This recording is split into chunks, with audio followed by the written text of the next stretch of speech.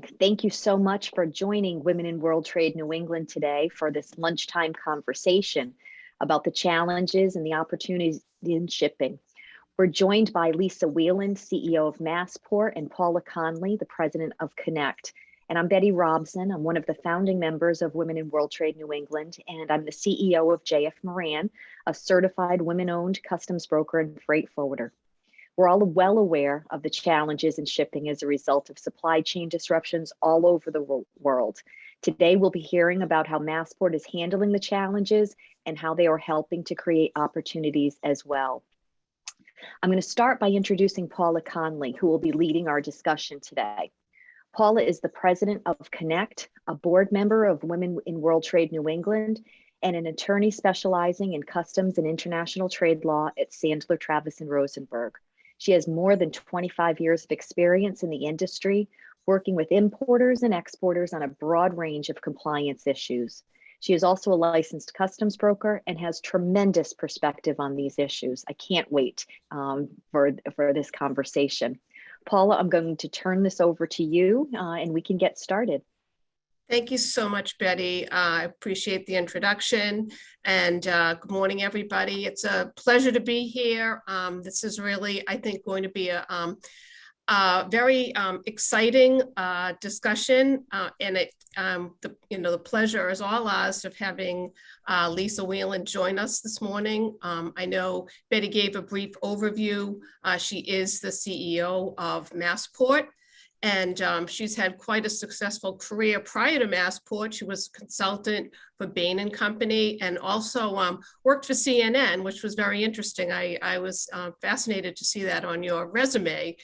She's a graduate of the University of California and has an MBA from Harvard Business School. And, you know, when we originally reached out to Lisa several months back to join us for this luncheon, we just thought we would be able to talk a little bit about her career and how she got involved in transportation and things like that, which of course is of great interest to everybody.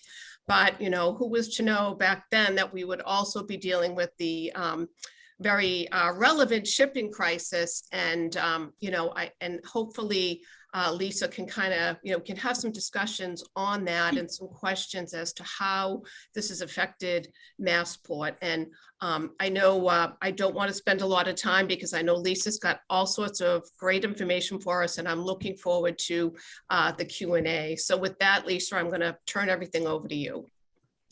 Thank you so much, Paula. I'm delighted to be here today and to connect with the group. And I look forward to our conversation.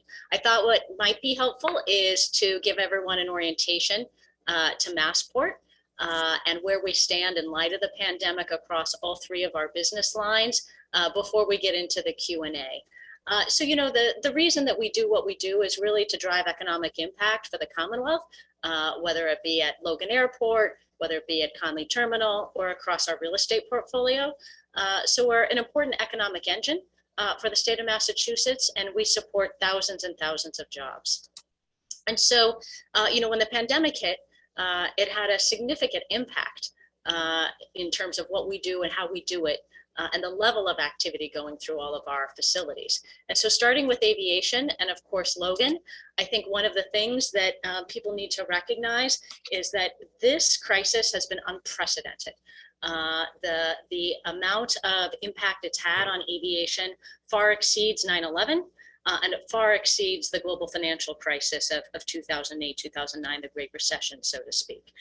So we have a significant way to go to get back to where we were to pre-pandemic levels. And just to put that a little bit in context for you, so at the beginning of the pandemic, when things got really bad back in April of 2020, Logan's passenger volume dropped 98%. It's kind of hard to wrap your head around, right? 98%. And today, although you may come through Logan, you may be on a crowded flight, we're still down over 30%. So we have a ways to go, but we're on the right trajectory. And let me orient you to this slide a little bit that kind of explains where we are, where we were prior to the pandemic and where we're headed. So that dotted black line you see there at the top, that's Logan's passenger volume pre-pandemic, 42.5 million passengers. In the past 12 months, when we closed FY21, we did 12.2 million. 42 and a half, 12.2. Significant difference, right? Right now, we are trending above our best case scenario, the green line you see there. And we think that's important, that we stay above that line. I think some of the things that impact the return of travel is obviously business travel. Many of you are probably not traveling the way you did pre-pandemic, and we think business travel is going to take a while to come back. And then international travel. With all of the different travel restrictions, both in this country and others, it's really served to temper demand, but things are starting to change, and we do expect that international travel will start to recover next year. So overall, we're expecting about 3 to 5 years to get back to where we were pre-pandemic. And one of the things that we knew we had to do to kind of restore people's confidence in travel was to make sure that we had a safe, healthy environment. And so we were the first airport in North America to be certified by Airports Council International for all of our health and safety protocols. And we were recertified again this year. And as passengers come back, we want to make sure that they are able to get to the airport in as many ways as possible. And so, you know, even though we had to curtail a number of the services during the pandemic, just because there wasn't activity or revenue to support it, we started to bring many of these things back, like our Logan Express service. We've now restored all of our services in Braintree, Framingham, and Woburn, and we're in the process of relaunching Peabody by early 2022. But in addition, you know, we've also thought about how do we utilize technology better to create a more enhanced customer experience. And so we recently launched our new Fly Logan app, which allows you to book your parking reservation online. It allows you to book those Logan Express tickets in advance online. You can now order food and have it delivered to your gate. So really trying to put all of these things that make travel a little bit anxious for a lot of folks right at their fingertips. We've also put together a virtual public service representative, so you can connect with someone without having to go to our public information booths to ask them any questions you may have. We also piloted a number of new technologies in the airport. So one is just creating a way for people to sign up in advance to create a reservation in the queue at airport security. The other we call Blue Dot Wayfinding, which enables you to find your way about the airport, whatever you're looking for. So really trying to think about how do we incorporate technology into the customer journey throughout the airport. You know, one of the interesting things about Logan during the pandemic is how many flights there were that really facilitated cargo. You know, pre-pandemic, about 44% of Logan's cargo moved in the bellies of passenger aircraft. So lots of people think about cargo aircraft at Logan, you know, your DHLs, your FedExes, your UPSs, and of course they operate and have a pretty significant market share here. But during the pandemic, we had a number of airlines who, since there were no passengers, they were actually running planes just to move cargo. Not only because there was demand, as we're all aware of, but it was a way for them to generate revenue when there was no passenger revenue. And we're seeing a lot of airlines continue with that. Iceland Air has been a big mover of cargo on its passenger services. American is adding a daily Boston to London Heathrow cargo service starting this month. So we're really starting to see, you know, the passenger airlines focus even more intently on the cargo aspects of their business. Looking at two of our other aviation assets, Worcester Airport. So Worcester lost all commercial service during the pandemic, but we're happy to report that all 3 carriers that were operating there before COVID have returned. JetBlue with flights to New York and Fort Lauderdale, and Delta and American restarted service this week as well to Philly and LaGuardia. And then Hanscom Airport, the third aviation asset in our portfolio, serves primarily general aviation, corporate travel, private travel, and operations there have stabilized. So across our portfolio, we are recovering on the aviation side. When we turn to maritime, I think people know that Conley Terminal is the heart of the Port of Boston, and it is New England's home port, serving, you know, a variety of importers and exporters with products coming into the port from around the world and going to ports around the world. We've been investing significantly thanks to support from our federal, state elected officials. And we're thrilled to report that many of the projects that we've been investing in are nearing completion. So the Boston Harbor Dredging Project is expected to wrap up in early 2022. And then, of course, our new cranes arrived over the summer. We finished commissioning them just a couple of weeks ago. And so they are actively working ships coming from North Europe and Asia right now.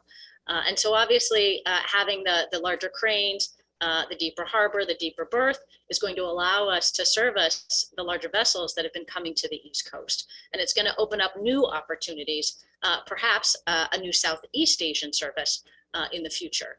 I think many of you are aware that currently we have two services calling the Port of Boston. So the one operated by MSC that comes from North Europe and then also makes a run down to South America. And then the one primarily coming from North China, but our Asian to Boston service. On the cruise side, if you can look back and remember what it was like in 2019, we actually had a record-breaking year, over 400,000 passengers, 138 ships, a huge variety of cruise brands calling the port. But of course, we didn't have any ships in 2020. And I thought if I'd spoken to you all, 6 months ago, I would have said we aren't going to see a single cruise ship in Boston Harbor this year. Thankfully, I was wrong. Crystal did 4 sailings to Bermuda, and we had a small expedition ship just recently visit the port and get commissioned here. So looking ahead, we are optimistic about the 2022 cruise season. We have 5 home-ported ships. It'll be the first time Flynn Cruise Port will home-port 5 ships, so that's pretty exciting. We'll have our traditional itineraries, Bermuda, Canada, New England, and a few new itineraries to offer as well. I think the thing that we're watching closely is how full will those ships be.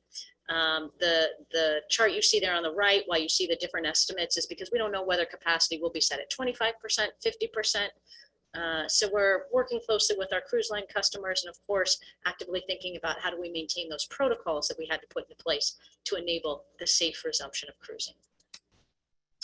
Our real estate portfolio, lots of people don't realize that we have a fairly large real estate portfolio, primarily in South Boston, but also in East Boston and a little bit in Charlestown.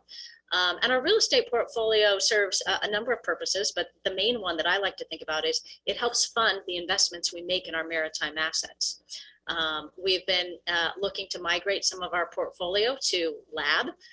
There's only a small proponent of our portfolio currently dedicated to lab, but with some new developments coming online, it will increase to about 15% of our portfolio. And just to kind of give you a sense of what the property looks like in the South Boston waterfront, the property you see highlighted there in purple, we like to think about as maritime related assets. And then what you see there in pink and red is really what we consider to be commercial real estate projects. One of the things that we did recently when we were looking at all of the value creation in the seaport, we started to think about how do we expand who gets to participate in that upside. And so my predecessor, Tom Glynn, and one of our board members, Dwayne Jackson, had this idea that, could we include diversity, equity, and inclusion into our selection criteria to expand the opportunities for women and for people of color in the development process. And so we executed on what was called the Massport model. It made diversity as important to us as financial return, design excellence, a developer's ability to execute and experience in bringing large-scale projects to market. It put them on the same playing field as the diversity components in those projects. And one of the first projects to utilize the Massport model was the Omni Hotel, which opened in September. It is an amazing place if you haven't had a chance to visit. But it was the first test of that Massport model, and it was incredibly successful.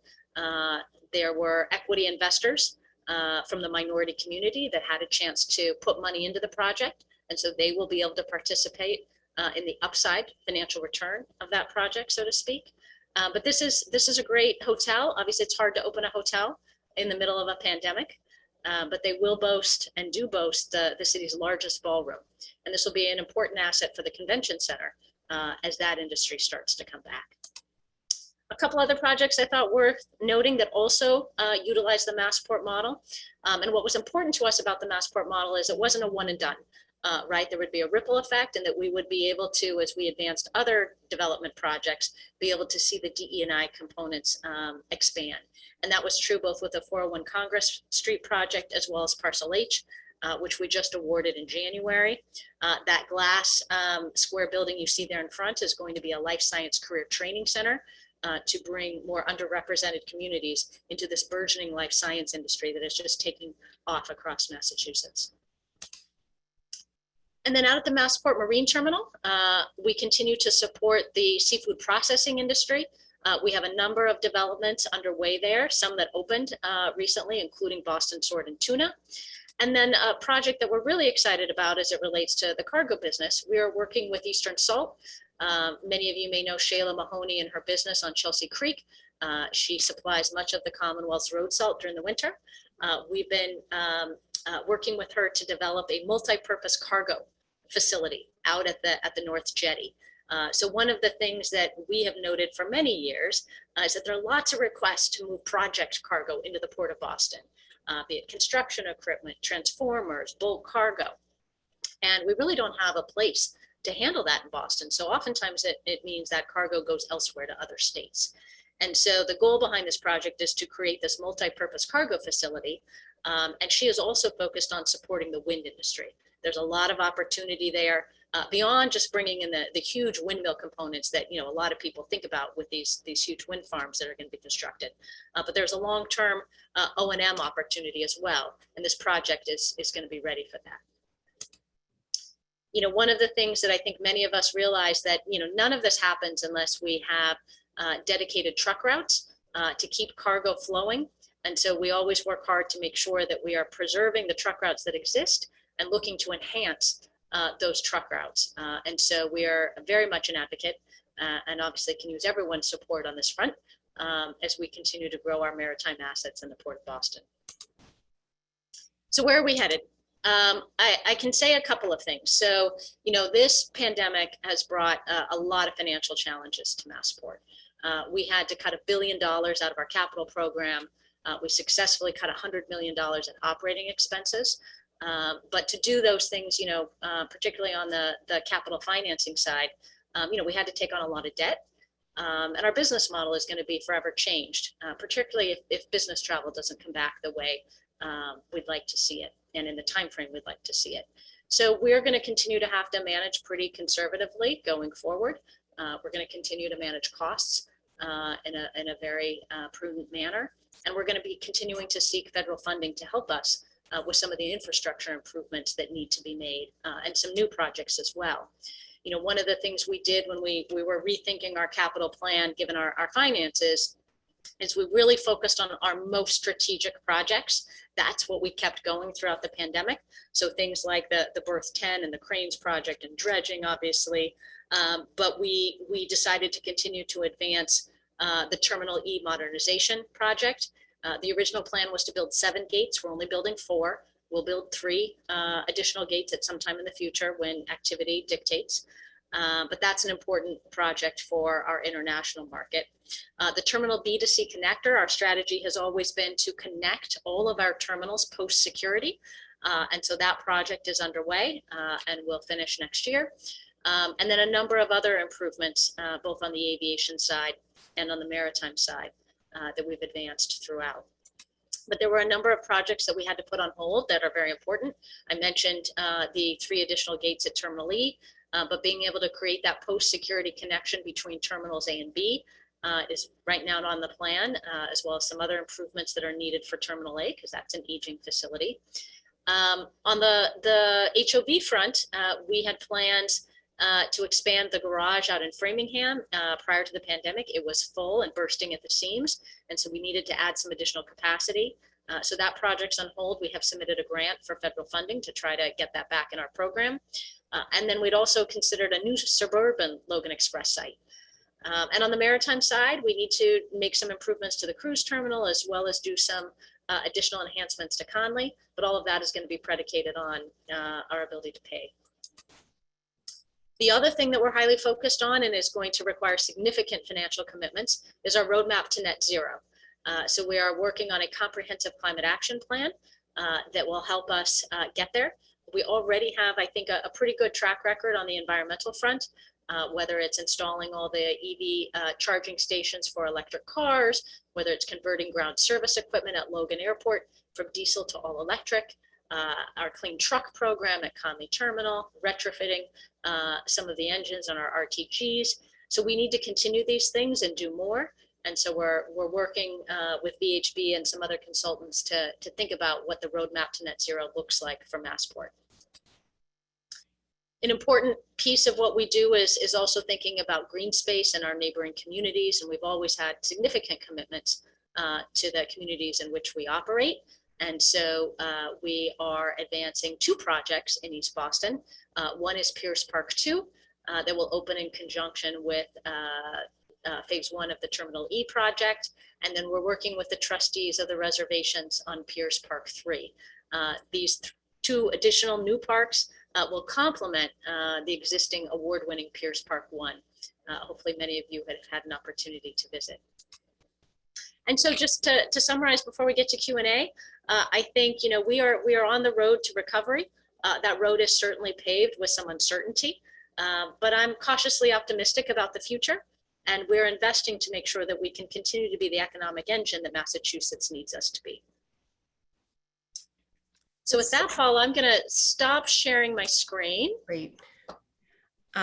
Lisa, thanks so much. That was a fantastic overview of what's going on and your future plans, and you've got a lot of work on your plate.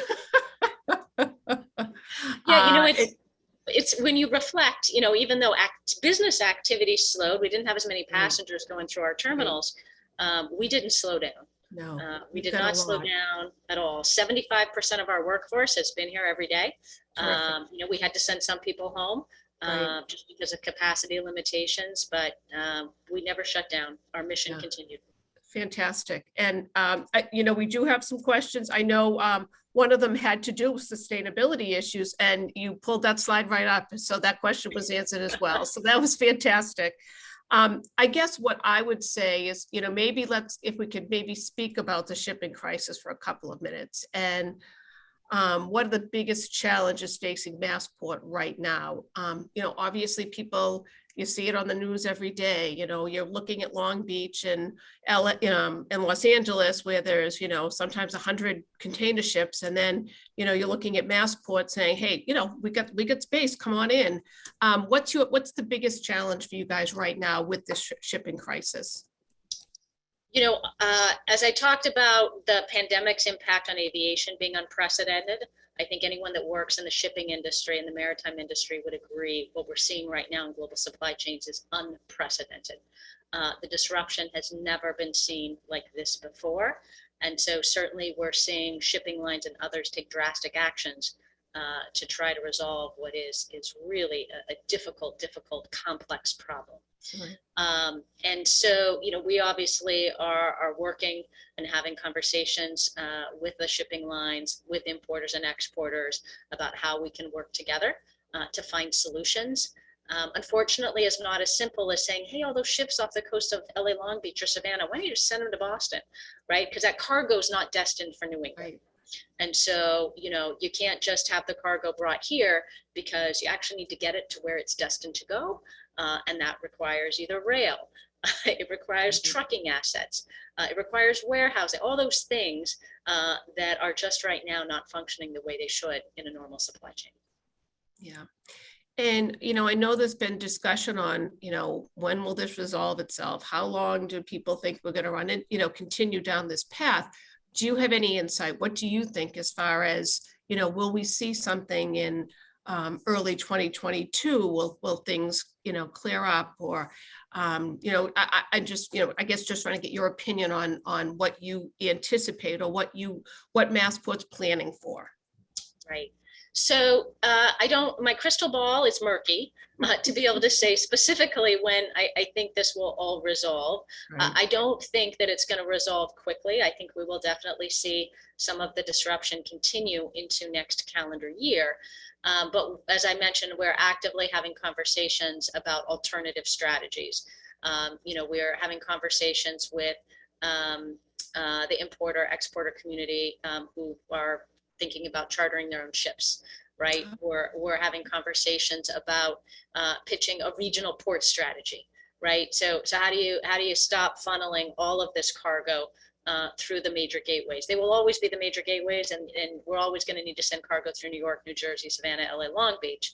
But should shipping lines and others think about a regional port play where there is less congestion, where there's ample capacity, where people can get their cargo on time when they need it, have reliable service.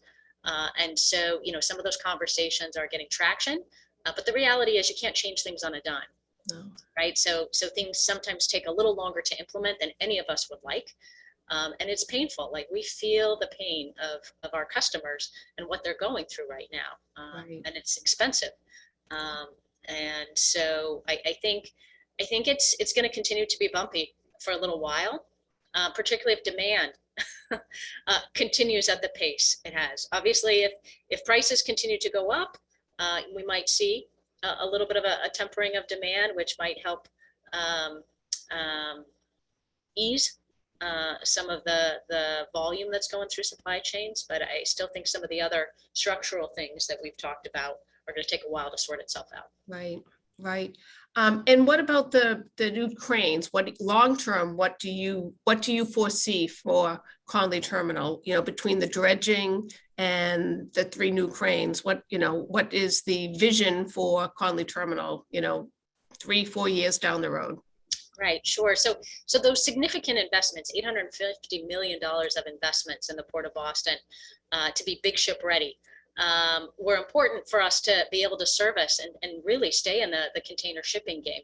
Because as many of you know, most of the shipping lines have upsized their ships. And so we need to be prepared to handle ships carrying 12 to 14,000 TEUs. And so we're ready. The Ocean Alliance has already upsized ships on that service. And so that's good news. That is good news for the New England importer and exporter community, because it means more capacity on those ships for our cargo. So that's a huge plus. The other thing that the new cranes and the deeper harbor enable is the possibility to attract a Southeast Asian service. The Southeast Asian service that call the East Coast all bring large ships. And so we needed to make sure we were prepared to do that if we were going to go after that trade lane. We've had, productive conversations, and certainly importers and exporters can talk to their shipping lines about wanting to have a direct call service on that trade lane into Boston. Great. And so I do also just want to, as you were talking about the airline, I listening to, again, you're hearing the stories now with the airline industry. And now there's issues with American Airlines, and there was issues with Southwest. And are you running into any problems? Do you guys see any issues right now with Logan with these flights that, are getting backed up, getting delayed? And now you've got all sorts of things. You've got shortage of flight attendants and flight crew and pilots. And have you seen this? I mean, we've seen it, in other places. I know Dallas had a big issue, I think, over the weekend. How about Logan? Are you guys having any issues like this? Yeah, so I think one observation is that the challenges that we're seeing in the shipping industry, right, are also true in aviation when it comes to labor and labor shortages. Yeah. So the airlines all had to kind of cut back on their workforces when no one was flying. And then, as demand has returned and they've added back flights, they haven't been able to restore their workforces as quickly as they wanted to keep up with that added capacity. And so that is what is prompting some of the issues that you just mentioned with Southwest. Americans' problems this past weekend at their hub in Dallas that started with some weather-related issues, but are absolutely a result of labor issues, had impacts across the system, including Logan. A number of flights were canceled out of here as well. So I think, it's something that we all have to be prepared for. So us, obviously, as an airport operator, have a perspective, and we're working with all of our airline partners on how we think about that. But I think, my advice to anyone who's traveling for the upcoming holidays, now through the end of the year is, pay attention to the information coming from your airlines. Expect that, it's going to be it's could be a little tricky, and you might end up getting messages that you weren't expecting to get.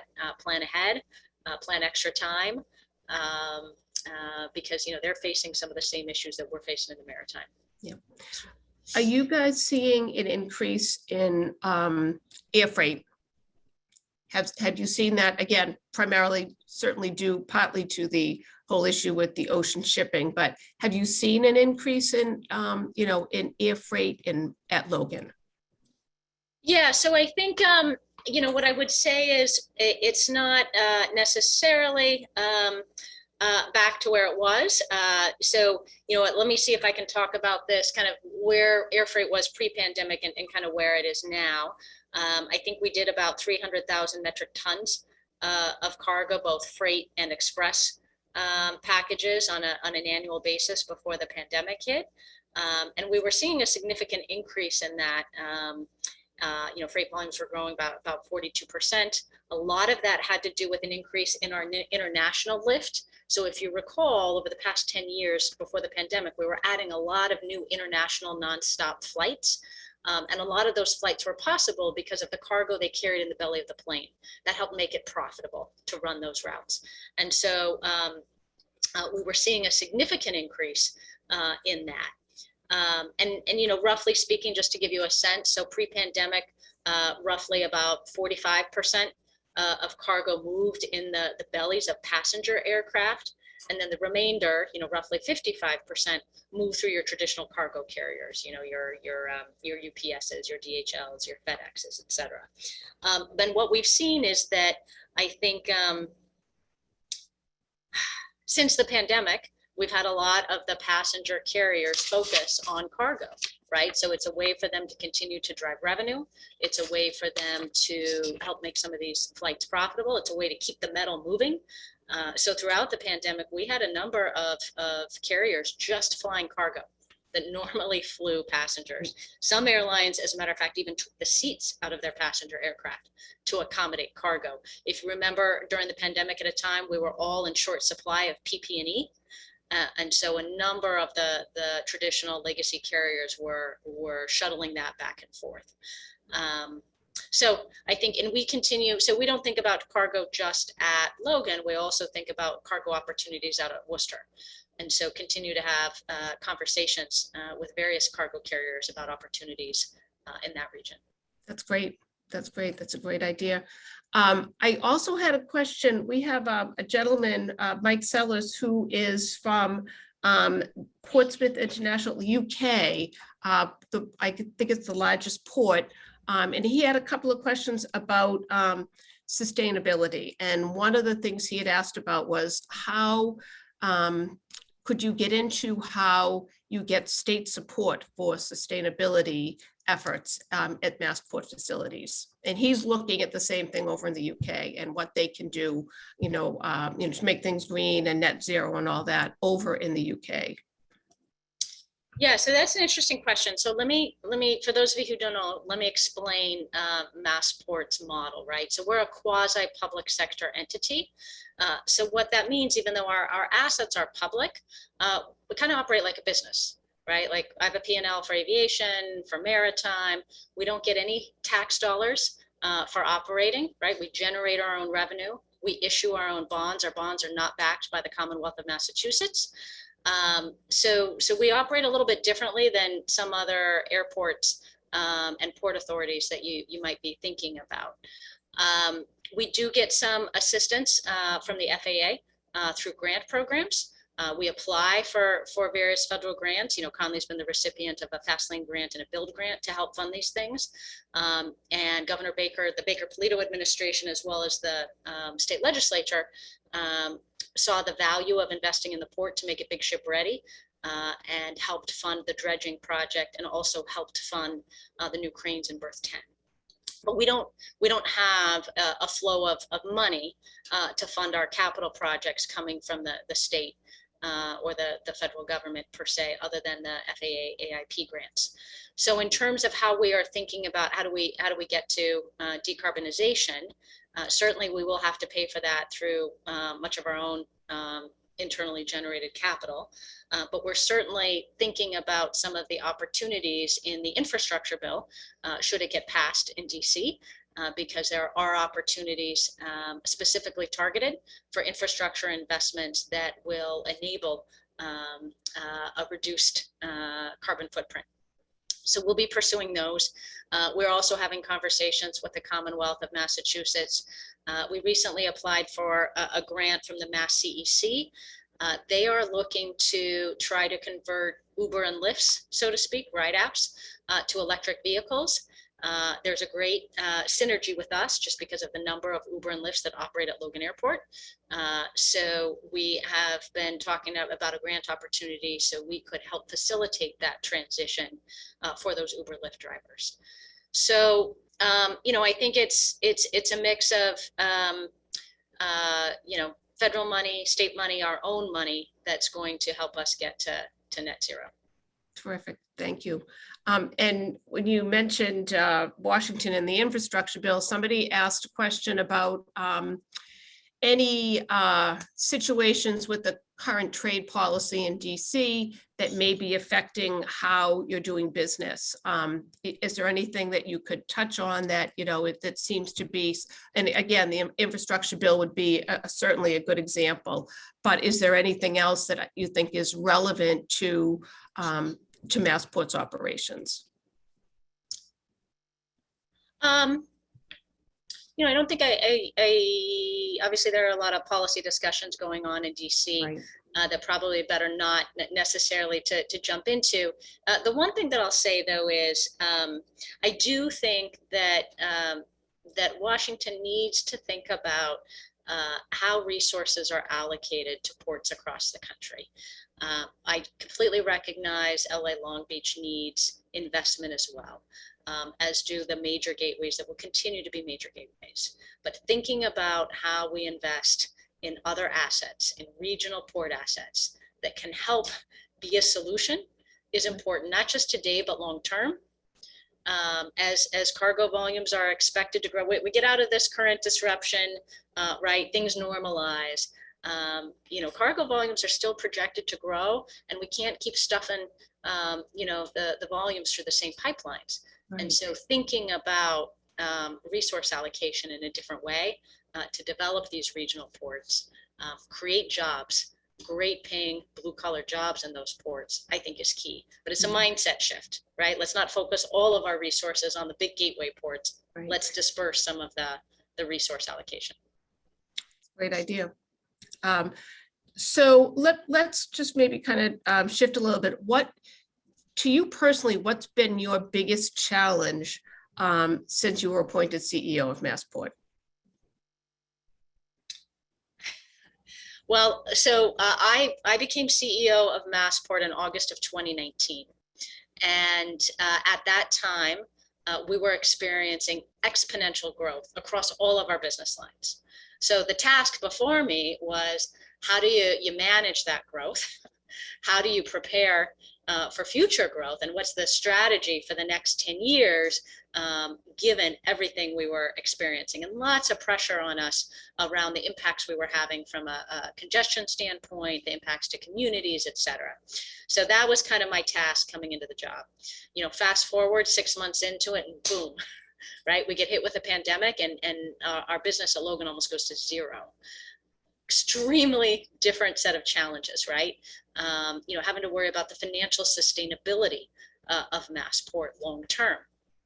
I think one of the hardest decisions I had to make was about restructuring our workforce, right? No CEO ever wants to be in a position of having to do that. But when I looked at where we were, and you know that we were staffed for 45 million passengers, and business activity that was just skyrocketing, and we weren't going to see that for a while. It was a really hard decision, but I'm incredibly fortunate that we have an amazing team here, an experienced, passionate team that just rolled up their sleeves, and we figured out how to get it done.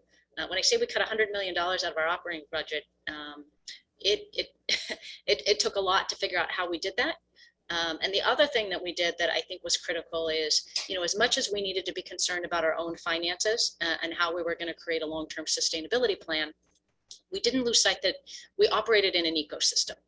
Our health and our long-term success was very much predicated on the health of our business partners, both in aviation and in maritime. So we worked very closely on how do we think about our partners, the airlines, the concessions that operated at Logan that were also decimated, our tenants, right? We operate the Boston Fish Pier, small seafood processors, right? That we're trying to figure out how they were meeting their payroll.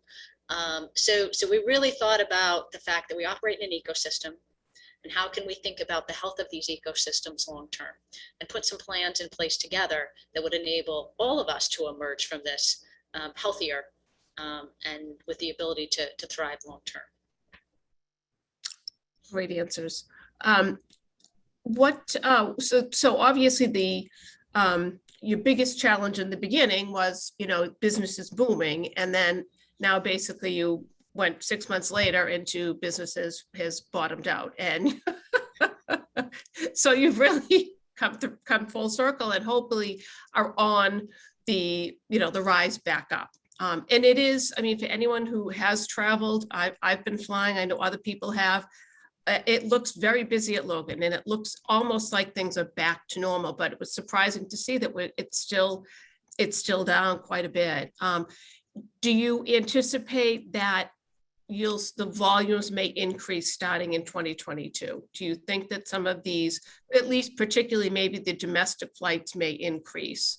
I know the international still seems to be slow, but it does seem that still even some of the domestic flights are not back to where they were. Yeah. So I think I'll answer that in a couple of ways. So I think one of the things you're starting to hear from the airlines as they deal with these situations, like we talked about earlier, is they're having to think about, do we have the staff to support the capacity they were planning to bring back? And so, you started to see in Q4, some of them dial back some of that capacity, not just, over the weekend canceling flights real term, but looking ahead and bringing some things down. That said, I do anticipate next year, based on, what we're hearing from the airlines, what we're seeing on the schedules, that everyone anticipates that the recovery will continue.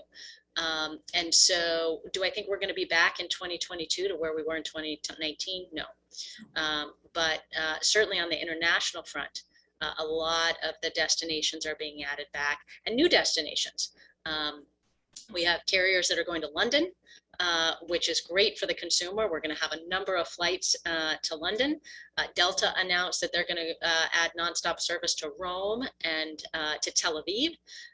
So I think there is a sense that international travel will be back by next summer. Terrific. I do have a question a little bit different from somebody here that is on the in the discussion. She's asking some questions about supporting women-owned businesses and contracting with Massport. Is there a way to connect with the key partners there? Would you have any recommendations on that? Sure. So one of the things we've been doing, I'm going to go back to the Massport model that I talked about, right? Where we said for our real estate development projects, we're going to make DE&I a significant component of our selection criteria, an equally weighted selection criteria. And what that enabled us to do was, when developers put together proposals for those projects, they had to bring in women-owned firms and minority-owned firms to be a part of that process. And with each subsequent development, the number of women-owned and minority-owned participants increased, and not just in any role, but in leadership roles. So there will be opportunities with upcoming projects where we will continue to use that. So that's kind of on the real estate side. On the business services, or goods and services, I should say, procurement side, we have started to utilize the Massport model for that as well. So understanding what are the selection criteria for a particular thing that we're buying, and making DE&I an equally weighted criteria with all others. And so if someone is interested, Paula, I can provide some contact information after the fact to our diversity department, who does a lot of outreach, frankly, to women-owned businesses and businesses owned by people of color. Every year we do a supplier diversity summit where we invite people to come in. We used to do it in person. We've been doing it virtually, obviously in the pandemic, but an opportunity for people to learn, how do I do business with Massport? What are the things that I need to do? How do I find out about the opportunities? So that upcoming supplier diversity summit would be a keen opportunity for anyone who's looking to kind of understand that process with us a little bit better. So I'll send you information afterwards so you can share with members. Fantastic. Thank you so much. Kind of, again, changing topics a bit. Do you have recommendations for anyone that's considering a career in either transportation or maritime operations? I'm sure you joined in August 2019 and probably didn't know all that much about maritime operations per se, but do you have recommendations? Do you think that it's, again, having worked in it for a number of years now, would you consider that, a career path for, younger women that might be on the call and the discussion? Absolutely. And, I'll rewind a little bit just to say, my career track has not been linear in any fashion, right? And I don't consider myself a transportation person or an aviation or maritime person, right? I'm kind of a general manager. And, the roles that I've ended up in, frankly, have been by happenstance isn't the right word, but opportunities were offered to me, and I was willing to take some risks and said yes. I think that would be one of the things that I would recommend to women starting out in any aspect of their career is don't always think of your career as this kind of ladder or linear path. It typically is a winding road. And some of the most interesting things you can do are the things that were unplanned and unexpected. And don't be afraid to take risks, right? Shore up your safety net, make sure you've got people you can turn to. There'll be challenges. And I think that the maritime industry is a fascinating place to work. It needs more women. So there are lots of opportunities across the maritime industry, and many of you know there are so many different aspects to it. And so whether it's on the port side, whether it's on the importer exporter side, whether it's in technology, right? There's a huge play in technology right now in the maritime industry. So I think it offers a great opportunity for women, and would love to see more female leaders in maritime roles. Fantastic. And again, I agree, having been in the transportation import field for 30 plus years. Betty, I know you have as well. And, it's nice to see the increase in women in a lot of these businesses.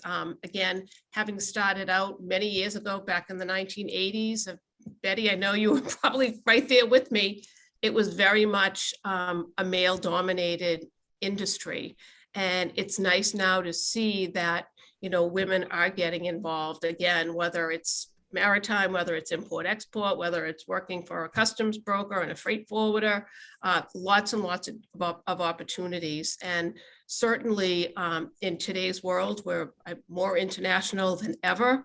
And, to your point that you mentioned, that you just, see future growth, and it's going to continue. And we're going to continue to see, vessels coming in. And honestly, it's great to see that, Conley may hopefully be able to take advantage of this, all of the work. I actually did one of the port tours recently with Kevin Laffey out of Connect, and it's terrific. You guys have done a fantastic job down there. And, it's exciting, and but for the whole pandemic, things may have been in a different situation, but it's wonderful to see all of the steps that Massport has taken and all of your plans. And, my questions that I had here, things, what do you anticipate for the future for the regional airports? You guys have, you've addressed it. And again, just do you foresee, for example, Worcester Airport? Do you foresee potential growth out there? Does it make sense? Is it possible to expand Worcester? Maybe you could comment on that just for a minute too. I mean, Worcester is a really easy and convenient and economically friendly airport to fly out of. Right. And, you know, I think it is not just an asset for central Massachusetts, but I've been thinking about how do we expand the pitch for Worcester to people from, you know, the western suburbs of Boston. So let's say you're gonna go to Fort Lauderdale, right? You're flying down to Florida, and you have a choice. Am I gonna go into Logan, or should I go out to Worcester? Well, right now we're offering free parking at Worcester. There are no security lines, right? It's easy, it's convenient. Maybe the drive's a few more miles, but not that much. So I really think there's an opportunity for us to kind of expand the target market for Worcester Airport, given the ease and convenience of flying out of it. We've got great partners out there in JetBlue, Delta, and American. I think it's just, you know, we all think, oh, well, Logan. Of course, you're just going to fly out of Logan. And look, Logan's a great airport too. Right. But I think there are opportunities for us to grow Worcester. We're very invested. We've invested $100 million to make Worcester a more viable airport. That included implementing a new Cat 3 landing system that enables the pilots to land in bad weather, because Worcester Airport sits on top of a hill.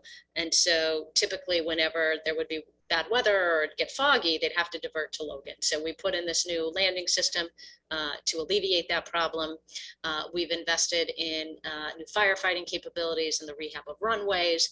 Some of our future runway projects will enable different cargo carriers to potentially utilize the airport. So we think there is a bright future for Worcester ahead. Great, fantastic. And so I think I don't have any other questions. I think do you have any closing thoughts, anything you want to wrap up on? And it's been just a terrific discussion with you, Lisa. You've really opened everyone's eyes to really what goes on at Massport. Well, thank you, Paula. It's been a great conversation. I think what I would wrap up by saying is, I think we have an amazing maritime community here, an amazing port and trade community connected to the Port of Boston.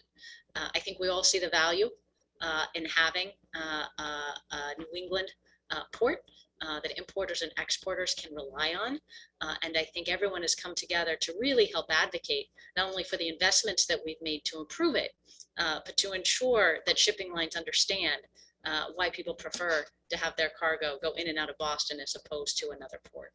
And so I think as long as we can continue collectively to work together, which we have every intention of doing, the future is also very bright for the Port of Boston. The current situation there is temporary. And I think we all recognize that the pandemic has just brought things that are unexpected. Right. But long term, the future is very bright. So thank you for everyone's support and for the collaboration over many years. And I appreciate the opportunity to be with you today. Great. Thank you so much again. Any last questions before we wrap up? I know Lisa's very busy, and again, we thank you for taking the time to speak with us today. Thank you. Thank you. Take care, everybody.